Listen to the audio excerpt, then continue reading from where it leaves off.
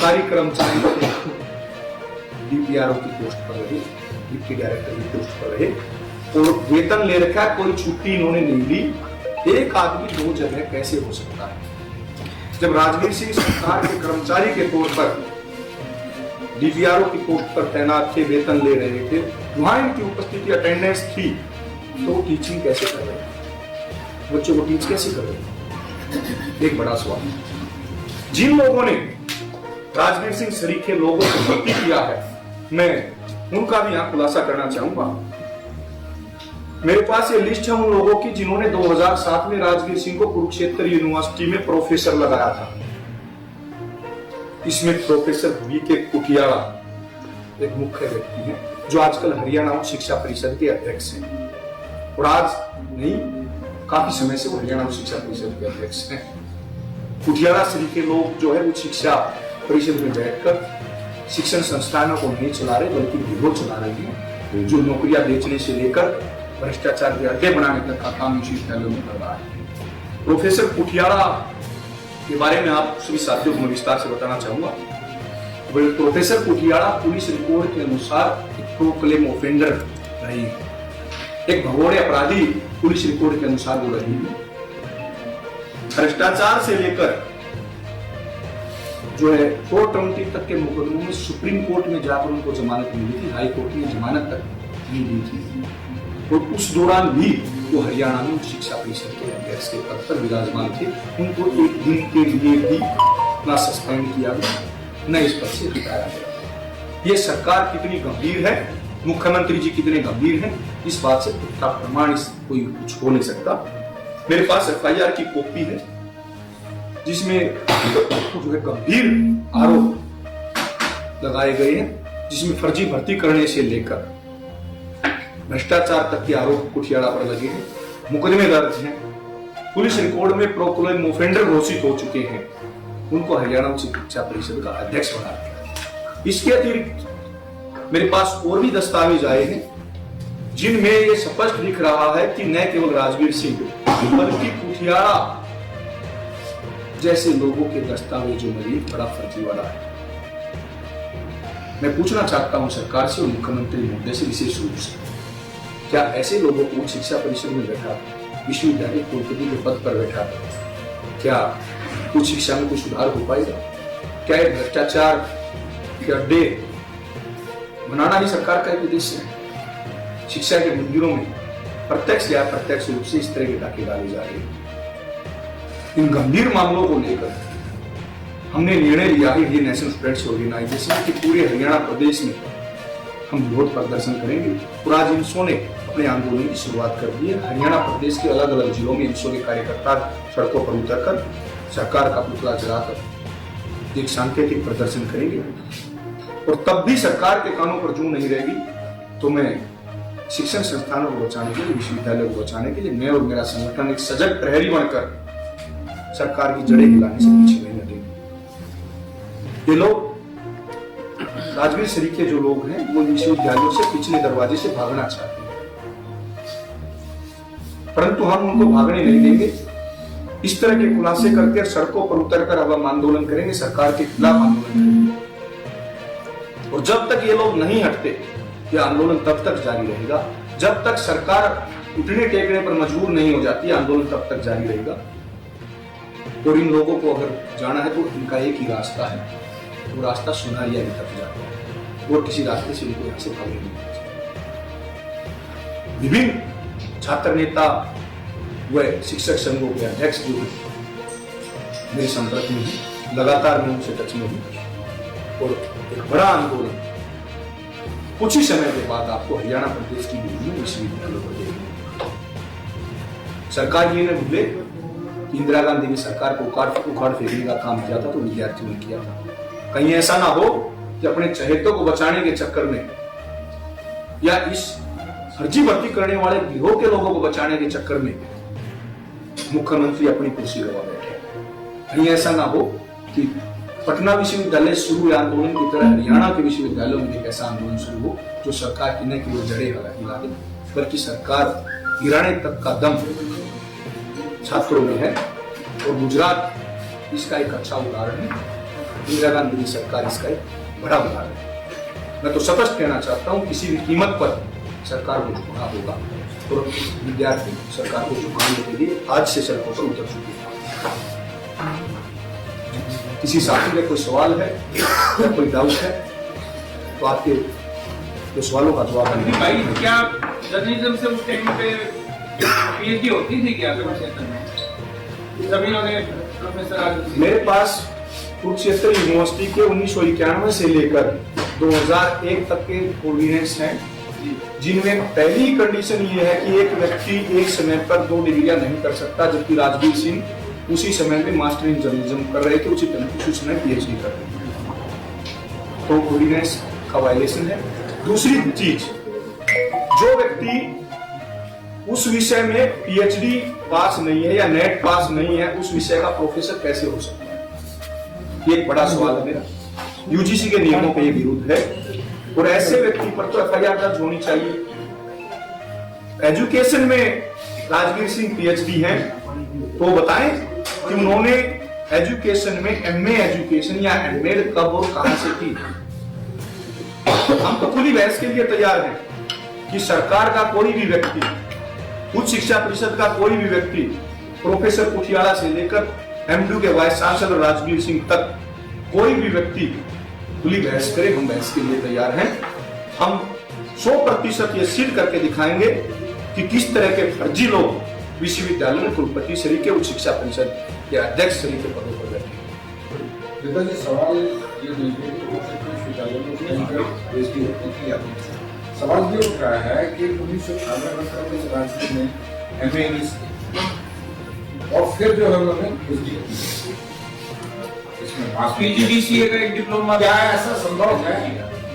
किसी भी डिप्लोमे के आधार पर यूजीसी के नियमों के अनुसार किसी व्यक्ति को असिस्टेंट प्रोफेसर, एसोसिएट प्रोफेसर या प्रोफेसर नहीं लगाया जा सकता। अगर वो इंग्लिश में मास्टर डिग्री है तो इंग्लिश में नेट या पीएचडी करके इंग्लिश के प्रोफेसर लगते, जर्नलिज्म के प्रोफेसर की एलिजिबिलिटी नहीं है।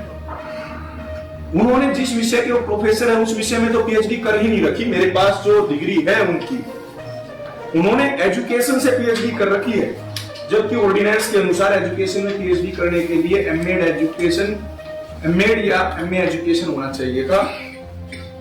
ये मेरे पास उनकी डिग्री की कॉपी है जिसमें स्पष्ट रूप से लिख रखा है कि उन्होंने एजुकेशन में पीएचडी कर रखी है, ना कि जर्नलिज्म में पीएचडी कर रखी है।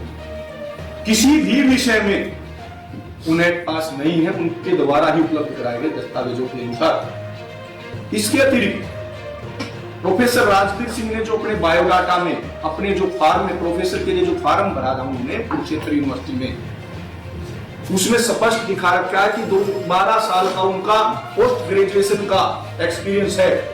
एमए जर्नलिज्म के स्टूडेंटों को पढ़ाने का एक्सपीरियंस उन्होंने दिखा रखा है, जबकि उन्होंने खुद 2000 में एमए की है। क्या कोई व्यक्ति विश्व के इतिहास में स्वयं वो डिग्री करने से पहले उस डिग्री के विद्यार्थियों को पढ़ा सकता है? कुठियाला के दस्तावेज भी मेरे पास आए हैं, मैं उनको क्रॉस चेक कर रहा हूं, और जो दस्तावेज मेरे पास आए उनके अनुसार कुठियाला, प्रोफेसर कुठियाला जो हरियाणा उच्च शिक्षा परिषद के अध्यक्ष हैं, उनके दस्तावेजों में इस तरह का फर्जीवाड़ा है। आपकी पहली प्रेस कॉन्फ्रेंस के बाद ये सवाल उठा कि उन्होंने पीजी डिप्लोमा 2 इयर्स का किया, चाहे वो पीजी डिप्लोमा 1 साल का हो, 2 साल का हो या 10 साल का ही क्यों ना हो, किसी डिप्लोमे के आधार पर किसी विश्वविद्यालय में असिस्टेंट प्रोफेसर, एसोसिएट प्रोफेसर या प्रोफेसर किसी भी व्यक्ति को नहीं लगाया जा सकता। असिस्टेंट प्रोफेसर लगने के लिए भी नेट या पीएचडी यूजीसी के नियमों के अनुसार मैंडेटरी है। नेट और पीएचडी तो बाद में कंडीशन आई, उस टाइम तक ही राजवीर सिंह जी ने अपना जो टीचिंग का एक्सपीरियंस 2007 में 12 साल का पोस्ट ग्रेजुएशन का पीजी का एक्सपीरियंस दिखा रखा है। उसके अनुसार 2007 से अगर हम 12 घटाएंगे तो 1995 से वो एमए जर्नलिज्म के विद्यार्थियों को पढ़ा रही थी, परंतु उन्होंने खुद एमए जर्नलिज्म जो है तो सन 2000 में की है। क्या ऐसा संभव है? ऐसा कहा जब जिस समय वो कक्षा के विद्यार्थी थे, मेरे पास दस्तावेज है, मैं जो आरोप लगा रहा हूं दस्तावेजों के आधार पर लगा रहा हूं। खुली बहस के लिए चुनौती देता हूं प्रोफेसर कुठियाला को, राजवीर सिंह को, सरकार के किसी भी व्यक्ति को जो इनकी नियुक्तियों को, इनके सिलेक्शन को या किसी भी जिम्मेवारी के पद को देने से पहले जो लोग वहां बैठे थे। क्या विश्वविद्यालय को ऐसे- फर्जी बता रहे हैं? यूनिवर्सिटी जो कुरुक्षेत्र से इन्होंने किया है, बिल्कुल कुरुक्षेत्र यूनिवर्सिटी में जो भर्ती हुई उसमें भी एक बड़ा फर्जीवाड़ा हुआ। इनकी जो डॉक्यूमेंट है पीएचडी और मास्टर डिग्री जो कर रखी है, तो क्या यूनिवर्सिटी इनको फर्जी बता रहा है? मैं फर्जी बता रहा हूं, अगर मैं गलत बता रहा हूं तो वाइस चांसलर और कुटियाड़ा जो है उनको अधिकार है मानहानि का केस करने का। मेरे वो मानहानि का केस करे, मैं कोर्ट में सील करूंगा कि मैंने जो आरोप लगाए। मैं यहाँ मेरे पास दस्तावेज है जो कुरुक्षेत्र यूनिवर्सिटी ने ही सत्यापित करके दे रखी है। जो आखिरी पंक्ति है, आप लोगों के पास ये दस्तावेज है, इस पेज को खोलकर देखें। गेस्ट फैकल्टी में उन्होंने जो 12 साल का पीजी मास कम्युनिकेशन का एक्सपीरियंस दिखा रखा है, जबकि 2007 में उन्होंने मास्टर डिग्री किए ही 7 साल हुए थे। अगर राजवीर सिंह के पास कोई जवाब है तो खुली बहस के लिए हम तैयार हैं। अगर प्रोफेसर कुटियाड़ा के पास जिन्होंने इसको सिलेक्ट किया, जिन्होंने ये भर्ती की कुरुक्षेत्र यूनिवर्सिटी में, जिसके हस्ताक्षर हैं यहाँ पर, ये प्रोफेसर कुटियाड़ा के हस्ताक्षर हैं यहाँ पर, जिन्होंने 2007 में भूपेंद्र सिंह हुड्डा जी की सरकार में प्रोफेसर बी के कुटियाड़ा ने राजवीर सिंह को एक प्रोफेसर के पद पर नियुक्ति दी थी। ये किसी भी मंच पर आए, हम बहस करने के लिए तैयार हैं, सिद्ध करने के लिए तैयार हैं कि सभी दस्तावेज गलत हैं, पूरी की पूरी भर्ती प्रक्रिया ही गलत है। ऐसे लोगों की जगह यूनिवर्सिटियों में, विश्वविद्यालयों में या उच्च शिक्षा परिषद में नहीं, इनकी जगह पूरी का एक ही रास्ता है, वो सुनाया। नैतिकता की आपने बात की, शायद नैतिकता के बचे नहीं आरोपों के बाद। अगर मैं नैतिकता की बात करूं तो मेरे पास कुछ और दस्तावेज आए हैं डाक के माध्यम से, जिसमें जो जिस नैतिकता की लोग बात कर रहे हैं उस नैतिकता की धज्जियां इन दस्तावेजों को अनुसार हो रही है। ऐसे लोगों को तो शिक्षण संस्थानों की 4 दीवारी के पास से नहीं गुजरने देना चाहिए, जिनको कुलपति श्री के पदों पर बैठा रखा है। अगली प्रेस कॉन्फ्रेंस में वो भी खुलासा करूंगा मैं। मेरे पास और दस्तावेज आए हैं और एक के बाद एक जो ईमानदार लोग जो शिक्षण संस्थानों में बैठे हैं, जो शिक्षित लोग बैठे हैं, वो हमारे संपर्क में दस्तावेज लगातार हमारे पास आ रहे हैं। उच्च शिक्षा परिषद में बैठे लोगों से लेकर, सरकार में बैठे लोगों से लेकर, विश्वविद्यालय में कुलपति के पदों पर बैठे लोगों के दस्तावेज हमारे पास हैं। हम ये खुलासे करते रहेंगे। पोल खोल अभियान की अभी तो शुरुआत है, अभी तो 10% हुआ है, 90% अभी बाकी है। सरकार की जड़ें हिलाकर रख देंगे अगर सरकार ने इनके ऊपर कोई कार्रवाई नहीं की। आपने प्रेस कॉन्फ्रेंस में कहा था कि वीसी में अगर ये बात सत्य साबित नहीं होती है, मैं साबित नहीं कर पाता, तो वीसी सामने आगे बताए, लेकिन वीसी नहीं आ रहा। सवाल ये है की भाषा में इसको एक साइलेंट कंसेंट कहा जाता है, जिस साइलेंट कंसेंट या मूक सहमति का मतलब होता है कि उन्होंने जो आरोप लगाए उनको स्वीकार किया। अन्यथा हम के खुला मंच है, राइट टू इंफॉर्मेशन एक्ट है, वो अपने दस्तावेज सार्वजनिक क्यों नहीं करते? वो बताते क्यों नहीं? क्या उन्होंने एजुकेशन में पीएचडी कर रखी है या नहीं कर रखी है? क्या उन्होंने एजुकेशन में मास्टर डिग्री कर रखी है? एजुकेशन में पीएचडी करके वो किस तरीके से जर्नलिज्म के प्रोफेसर लगे? क्या वो जर्नलिज्म में मास कम्युनिकेशन में नेट पास है? तो बताएं कि उन्होंने किस तरीके से सरकार का कर्मचारी होते हुए, वेतन लेते हुए, एक जगह अटेंडेंस लगते हुए दूसरी जगह चलाकर किस तरीके से टीच किया, किस तरीके से विद्यार्थियों को पढ़ाया, और उस कक्षा के विद्यार्थियों को पढ़ाया जिस कक्षा की वो डिग्री स्वयं उनके पास नहीं है, उस कक्षा को स्वयं विद्यार्थी मुस्कुरा। प्रदीप, आप भी इस सरकार का हिस्सा हैं, फिर ऐसी दिक्कतें क्या आ गई? क्योंकि उप मुख्यमंत्री आपकी पार्टी से हैं, भले ही आप इनसो के राष्ट्रीय अध्यक्ष हैं, लेकिन कहीं ना कहीं जेजेपी से जुड़े हुए हैं। बिल्कुल। उप मुख्यमंत्री आपकी पार्टी के हैं, फिर सरकार के खिलाफ तो फिर तो आप उप मुख्यमंत्री। वैचारिक रूप से मैं जननायक जनता पार्टी से जुड़ा हुआ हूँ। जननायक जनता पार्टी से मैंने लोकसभा का चुनाव भी लड़ा है, परंतु इंडियन नेशनल स्टूडेंट्स ऑर्गेनाइजेशन का राष्ट्रीय अध्यक्ष होने के नाते मेरी पहली और आखिरी जिम्मेवारी है कि मैं शिक्षण संस्थानों, कॉलेज, यूनिवर्सिटियों, विश्वविद्यालयों या विद्यार्थियों के हितों की लड़ाई लड़ूं। शिक्षण संस्थानों को और विद्यार्थियों को बचाना मेरा जो है पहला कर्तव्य है, ना कि सरकार में बैठे लोगों को बचाना मेरा कर्तव्य है। तो क्या जो आपका प्रोटेस्ट होगा वो दुष्यंत चौटाला के भी खिलाफ होगा? सरकार का कोई भी व्यक्ति अगर किसी विश्वविद्यालय में कदम रखेगा तो सबसे पहले विरोध करने वाला प्रदेश देशवासी होगा, चाहे वो सरकार का कोई भी व्यक्ति क्यों। नहीं, जो आपने कहा कि हम प्रदर्शन कर रहे हैं, हमारा आप हरियाणा सरकार आज से इसी समय से हरियाणा के अलग अलग जिलों में इंडियन नेशनल स्टूडेंट्स ऑर्गेनाइजेशन के कार्यकर्ता सड़कों पर उतर चुके हैं और हम हरियाणा सरकार के खिलाफ सड़कों पर उतरे हैं। सरकार या तो तुरंत प्रभाव से जो स्वायत्ता खत्म करने का तुगलकी फरमान है वापस ले और राजवीर सिंह सरीके, प्रोफेसर कुटियाड़ा सरीके लोगों को तुरंत प्रभाव से पद से हटाकर उन पर कानूनी कार्रवाई करे। अन्यथा हम सरकार के खिलाफ न केवल प्रदर्शन करेंगे, सरकार की जड़ें हिलाकर जो है उस कुर्सी से उतारने का काम भी इस प्रदेश के विद्यार्थी।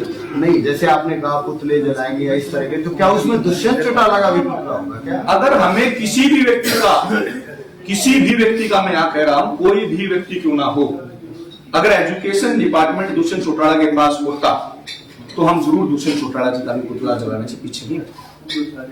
अगर एजुकेशन डिपार्टमेंट या किसी अन्य जेजेपी के विधायक के पास होता तो हम उसके खिलाफ भी प्रदर्शन करने से पीछे नहीं हटते। परंतु यहाँ जवाबदेही जो है वो शिक्षा मंत्री और मुख्यमंत्री की है।